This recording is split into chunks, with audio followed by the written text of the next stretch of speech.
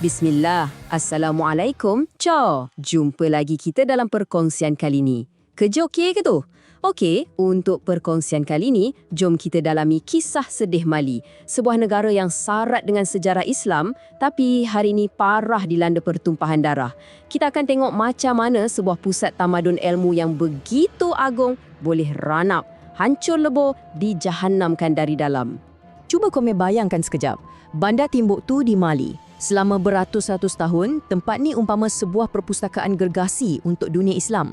Jadi pusat keilmuan, tempat lahirnya ramai para ulama dan tersimpannya ribuan manuskrip yang tak ternilai harganya. Ia adalah simbol kemakmuran dan ketinggian tamadun Islam, Jo. Tapi keagungan tu tiba-tiba diancam dengan kata-kata ni. Ini bukan sekadar ukutan kosong, Cho. Ini adalah pengisytiharan perang terhadap sejarah dan warisan Islam itu sendiri. Dan yang paling menakutkan, ia dilafazkan oleh mereka yang mendakwa berjuang atas nama agama. Hati, macam mana semua ni boleh jadi? Untuk faham, kita kena undur sikit ke belakang dan tengok dari mana datangnya percikan api yang menyalakan kebakaran besar ni. Semuanya bermula dari kejatuhan sebuah negara jiran. Nah, apa yang menarik tentang garis masa ni ialah betapa cepatnya satu peristiwa membawa kepada peristiwa lain. Bila rejim di Libya tumbang pada tahun 2011, gudang-gudang senjata negara tu terbuka luas. Senjata-senjata ni melimpah ruah ke seluruh wilayah Sahel sampai ke Mali. Pada masa yang sama, pejuang-pejuang berketurunan Tuareg yang pernah berkhidmat dengan tentera Libya pulang ke Mali, siap lengkap bersenjata. Demo pun mulakan pemberontakan untuk menuntut kemerdekaan. Tapi malangnya, perjuangan demo ni telah dirampas. Siapa yang merampas ni? Kumpulan-kumpulan pelampau yang nampak peluang keemasan, antaranya ialah Al-Qaeda in the Islamic Maghreb atau AQIM, Ansar Dine dan Mujao, iaitu singkatan bagi Movement for Oneness and Jihad in West Africa. Deme ni bijak, deme menunggang gerakan pemisah Tuareg tu untuk menawan seluruh utara Mali, termasuklah bandar-bandar bersejarah macam Timbuktu dan Gao. Okey, dari sini kita beralih daripada sebuah rampasan kuasa politik kepada satu era pemerintahan yang sangat ganas yang didasari oleh satu ideologi yang amat berbahaya. Inilah senjata utama deme, takfir. Senang cerita, takfir ni ialah amalan melabel seorang Muslim lain sebagai kafir.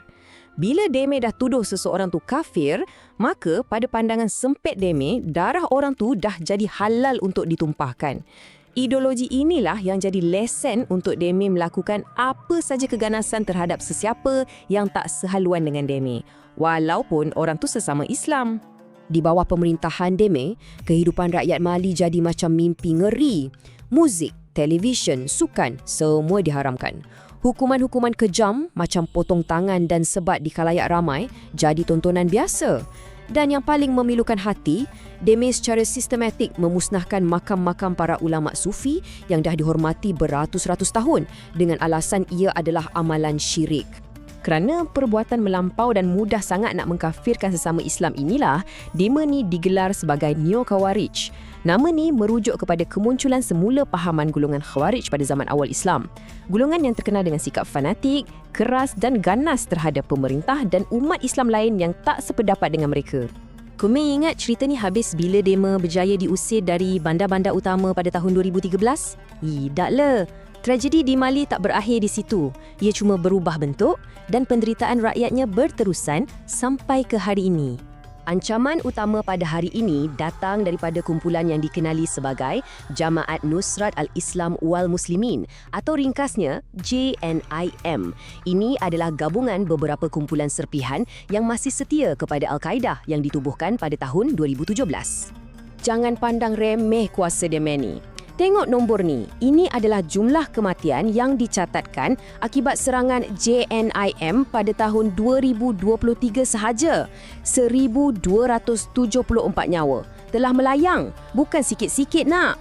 Strategi deme sekarang ni lagi licik. Bukan sekadar serang dan bertempur. Tapi deme cuba nak cekik Mali dari segi ekonomi. Deme sasar wilayah Kayes, satu hub pengangkutan yang sangat penting. Dengan menyekat laluan lori-lori bahan api dan barang dadangan, deme harap dapat melumpuhkan ekonomi di ibu kota Bamako. Matlamat akhir deme untuk menjatuhkan kerajaan tentera yang memerintah. Jadi, poin utamanya, kenapa kisah dari sebuah negara yang jauh ni sangat-sangat penting untuk kita ambil iktibar dan renungkan bersama? Persoalan ni yang perlu kita tanya pada diri kita sendiri. Apa sebenarnya punca di sebalik semua kemusnahan ni? Di sebalik pertumpahan darah dan huru-hara yang berlaku atas nama agama? Kat sinilah kita nampak perbezaan yang sangat jelas, macam langit dengan bumi. Golongan pelampau ni dia mengguna nama agama untuk merebut kuasa dan wilayah.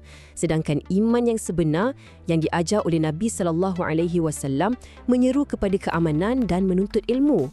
Dia memudah sangat mengkafirkan orang lain. Sedangkan iman sebenar mengajar kita untuk meraihkan dan menghormati perbezaan. Dema datang untuk menghancurkan, tapi iman yang tulen datang untuk membina dan memelihara tamadun. Kesimpulannya, golongan neo-Khawarij ni subur di atas kejahilan. Bila kita sebagai umat kurang ilmu agama yang sahih, kita akan jadi mudah sangat terpengaruh dengan slogan-slogan demeh yang nampak hebat. Penawarnya cuma satu, kita kena kembali menuntut ilmu yang benar dan berpegang teguh pada jalan Ahlus Sunnah wal Jamaah, iaitu jalan yang berpandukan Al-Quran dan ajaran Nabi SAW. Kalau komen rasa perkongsian ini ada manfaatnya, moh kita sama-sama sebarkan supaya lebih ramai yang celik dan sedar akan bahaya ni. Alhamdulillah. Ingat jangan main taik. InsyaAllah kita jumpa lagi. Assalamualaikum.